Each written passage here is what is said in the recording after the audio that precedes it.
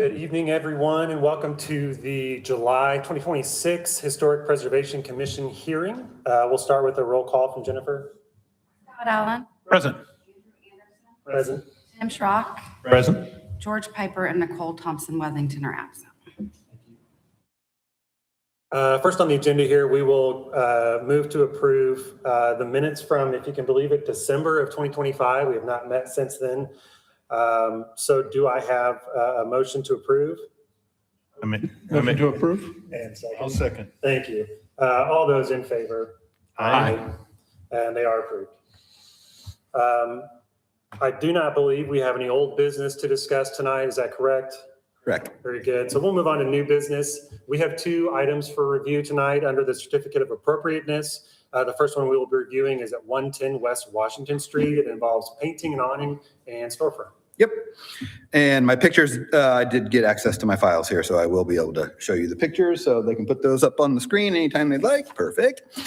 All right. First on the agenda tonight is 110 West Washington Street, Lebanon, Indiana, 46052. The applicant is Tony Amick with Pickles, Deli, and Catering. Exciting to get a deli back in the square. Those of us who have been around long enough remember when there used to be a deli on the square. The zoning for the property is zoned downtown. This property has not been before the Historic Preservation Commission previously. The building is classified as contributing, which is a building less than 50 years old and which is compatible with its historic surroundings, or a building which is over 40 years old and whose historic character remains, but does not rise to the level of notable or outstanding. This building is the latter, over 40 years old, and has been manipulated and had a fire over the years to eliminate the third floor. So some things have happened to keep it at the contributing level. This building is included on the National Register of Historic Places Lebanon Courthouse Square Historic District. As Andrew mentioned, the certificate of appropriateness tonight is for painting the awning and the storefront entry, which you can see here on this picture. The applicant is proposing to paint the awning and storefront entry with a color palette that is more closely matching the color of the business logo. The existing awning is constructed of wood. The proposed color for the awning is a lime green color, which paint code is 38B000.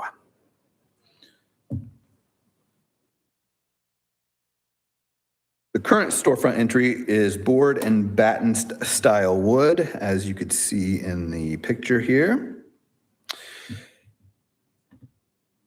The proposed color for the storefront entry is a sage green color. Paint code is 73994A.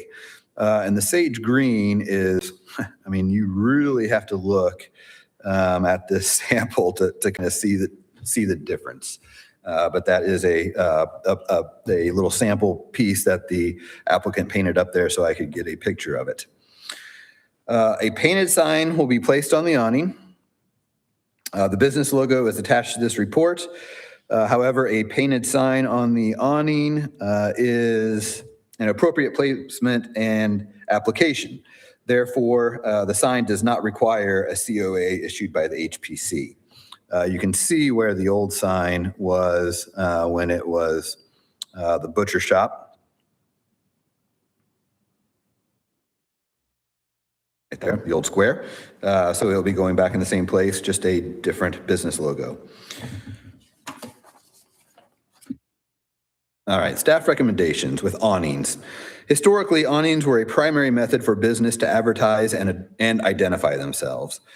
While the proposed lime green color is more vibrant than traditional awning colors commonly found within the historic district, staff finds that the change is reversible and does not result in a loss or alteration of historic materials.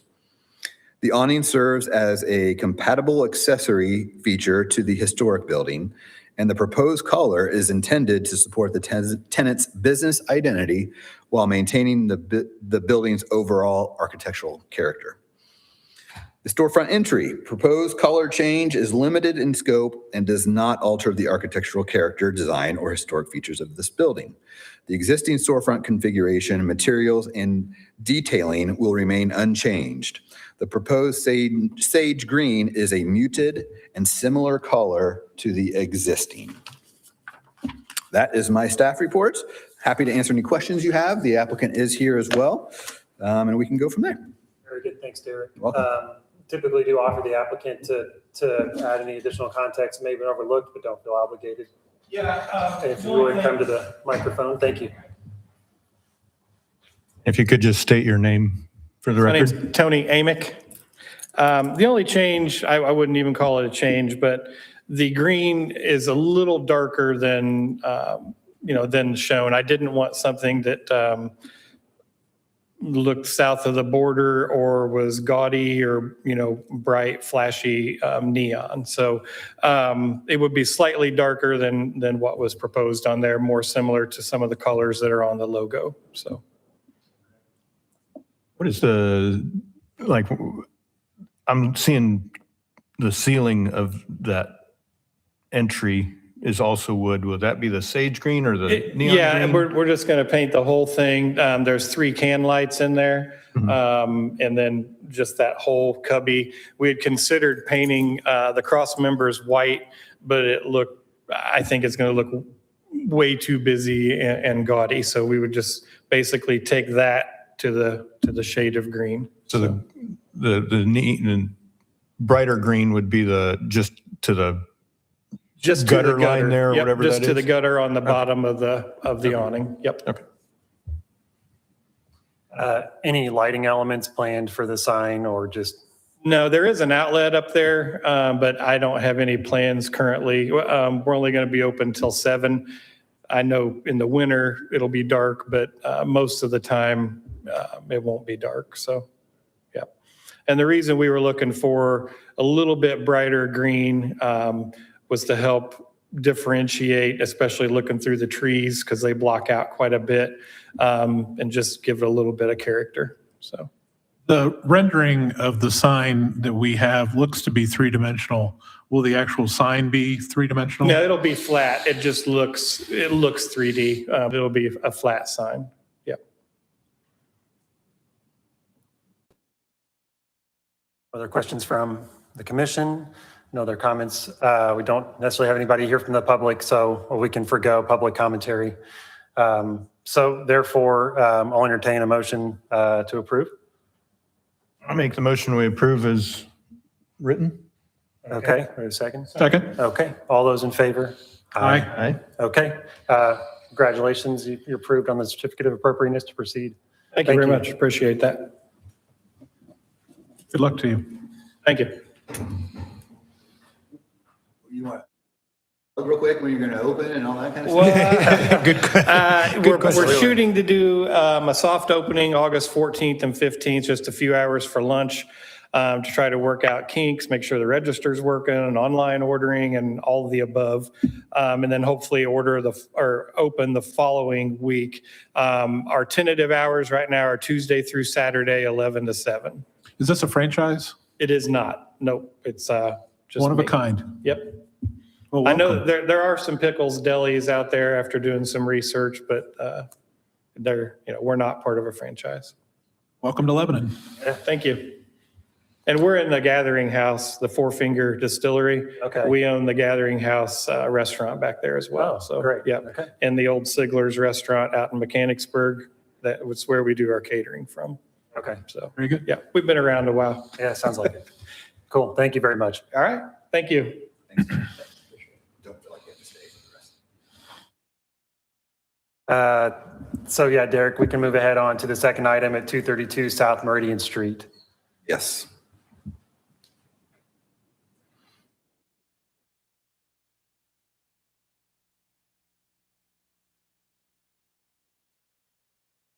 Okay, 232 South Meridian Street. You've all read my staff report, but this is a kind of a leftover application from an application that happened several years ago when there was some talk of redevelopment of this site.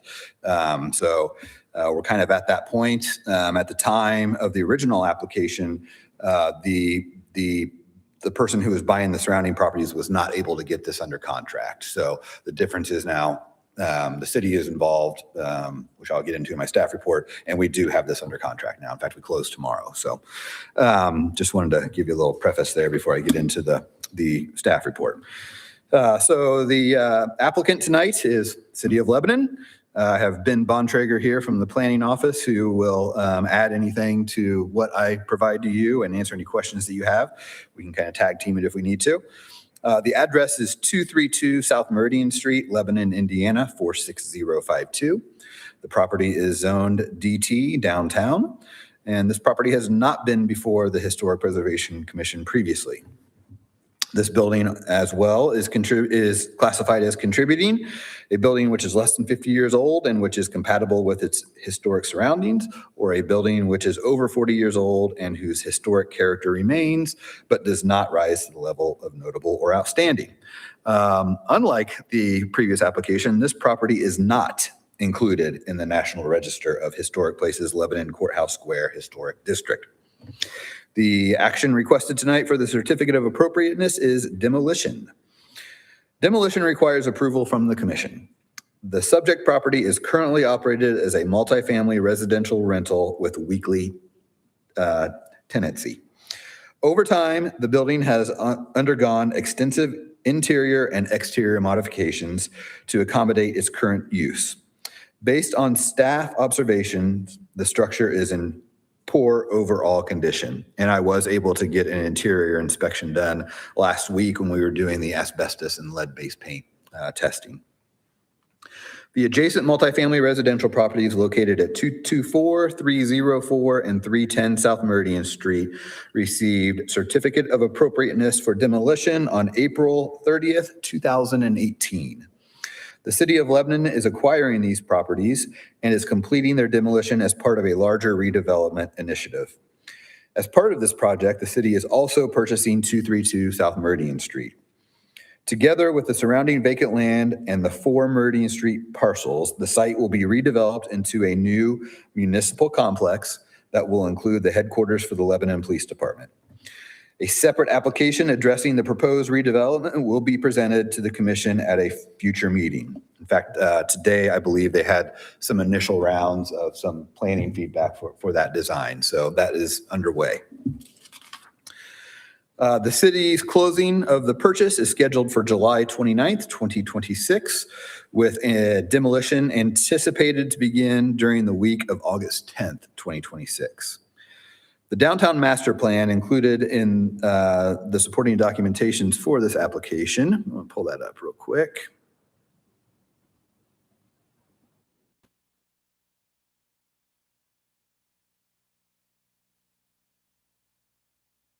Sorry, the downtown master plan is included in the supporting documents for the application. While the subject site is not located within the exact footprint identified in the original plan, those are the 4 buildings right there. Just to give you an idea, there's current City Hall, there's the 4 buildings. This plan is in very close proximity and remains consistent with the plan's overall vision, objectives, and intended development pattern for the downtown area. Master plans are intended to serve as long-range policy guides that establish a framework for future growth and redevelopment rather than prescribe the precise location of every individual project. And I think this idea of turning this into a future public space is in line with the master plan. We're within a block of hitting the target there. So in terms of a master plan, that's pretty good. As implementation occurs over time, opportunities and constraints related to land ownership, site availability, market conditions, infrastructure, and redevelopment timing often require adjustments to the specific placement or proposed developments while maintaining the broader planning goals. In this case, the 1 block shift from the original conceptual location is primarily the result of land availability. The proposed site represents a realistic opportunity to implement the type of development envisioned by the downtown master plan and advances the same planning objectives of promoting investment, strengthening the downtown core, and encouraging compatibility, high quality development. Relocating the project by one block does not alter the intent of the master plan, but instead reflects the practical flexibility necessary to achieve its long-term vision as redevelopment opportunities become available. So staff recommendation. This area of the historic district has experienced substantial redevelopment. Demolition of the subject property is considered an important component of the broader redevelopment effort, as its retention would have a significant impact on the project's economic feasibility and overall implementation. Given that the surrounding properties have already been approved for demolition, it is both practical and appropriate to include the subject property within the scope of the redevelopment plan. That is my staff reports. If you have any questions specifically about either the staff report or the future development, again, Ben Bontrager is here to answer those questions. Thank you. You're welcome. Ben, anything to add?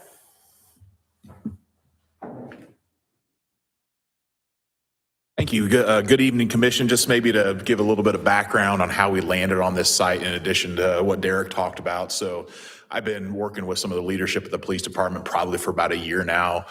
We cast a really wide net around the city of potential site options for the new police headquarters, looking as far out as interstate and even to the west. So as we really started nailing down, it made a lot of sense for the police headquarters to stay downtown, really from a community policing perspective and really looking at opportunities for creating additional connectivity in our downtown. When we started landing on this site, Derek kind of alluded to it. When we really started digging into it, what sites could we actually acquire in a financially feasible manner? The good part about this site over here is the city already owns and controls about 2/3 of the site, that essentially everything that wraps around these homes. And we had a good working relationship with the gentleman who owned the other three homes along that block, and he was willing to sell those to the city. So once we were able to really start putting those puzzle pieces together, this site made the most sense. Police department has access to all the major thoroughfares in and around town. It's a good redevelopment of a site here. Certainly, as Derek mentioned, we looked at the original site shown on that downtown plan, and the biggest challenge there was acquiring an active bank, and the cost of doing so would have been just not possible for the city to really do. So this became a good second alternative. So that's really how we landed on this site, really, is and looking at how we might be able to redevelop that site. It may include more than just a police station, but for now, and frankly, Derek mentioned earlier today, we're doing basically space studies with blocks, and the police department would, as they were laying out those blocks for their uses within the building, they were taking up that entire block up to essentially CVS. So we definitely leaving a house right in the middle of the site would make it very challenging to figure out how to design that police station and their secured parking and all that good stuff. So this is definitely a critical, important component of that redevelopment effort and the construction of the police station. So that's just some additional background on how we got to this site. Certainly, if you have any questions, I'd be happy to answer. Thank you. Our purview, our jurisdiction, you talk a lot about the redevelopment plan. We're not voting on the redevelopment plan. We're just Correct. voting on the historic part of demolishing this building. Is that right? Yes. Okay. Yeah, and We'll be back. yeah, and he, again, Derek mentioned it briefly. So once, assuming this all moves forward, the design of the new police station or any structures there will come back to the HPC for an additional COA. So this right now, what we're just asking for is a COA related to the demolition of the single residential structure. Ben, not to put you on the spot, you may or may not know, do you know when this structure was originally built? Approximately? I don't know if you've done that research. Yeah, I do have that. Without causing a big delay, I'm not going to look it up and give you the exact date, but all four of these homes were constructed between like 1900 and like 1910. Okay. You mentioned the building is under disrepair when you Correct. inspected and you did a search on lead and asbestos? Yep. There is friable asbestos so you have friable and non-friable asbestos. Just to give you a quick rundown on asbestos, for those of you that don't know, friable asbestos is the worst kind. It's easily airborne. So like HVAC duct work was back in these days was typically insulated with a asbestos type material. When you disturb this type of material, the friable asbestos, it gets airborne almost immediately. So it is on all the ductwork in the crawl space of this building. There is also non-friable asbestos, which you typically find in siding or floor tile. This has floor tile that is non-friable, and the non-friable is not as dangerous isn't the right word, but it's not as easily airborne. So a non-friable asbestos, like a hard tile siding, you can literally scrape it up, you can break it in half, and no fibers are getting into the air. But if you were to put it in a spice grinder, if you so choose, that would cause asbestos to get into the air. So there are both kinds of asbestos in this particular property. There's a little bit of all of both in all the houses. So we do have a licensed asbestos removal contractor to deal with that on top of the demolition contractor.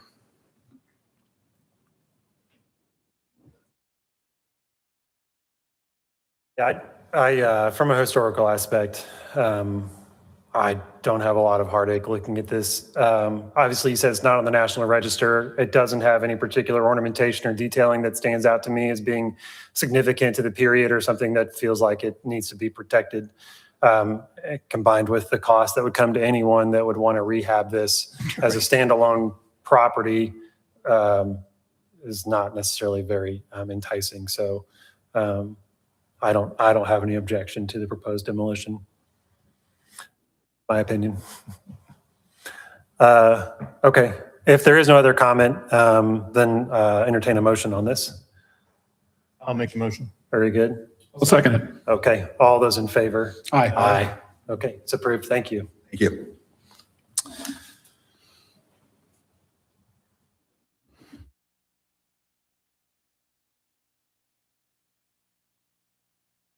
Back to my agenda, bear with me.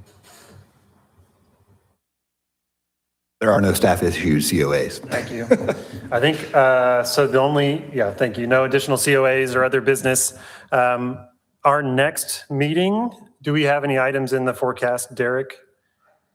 I've told you all this now for I think 6 or 7 months. I am consistently working with applicants, but do not have anything at this point. So And we have determined we are foregoing the, this is taking the place of the August, what would have been the August HPC date of August 6th. So we for certain will not meet in August. Contingent on any new applications, we may meet again on September 3rd, I believe. yes.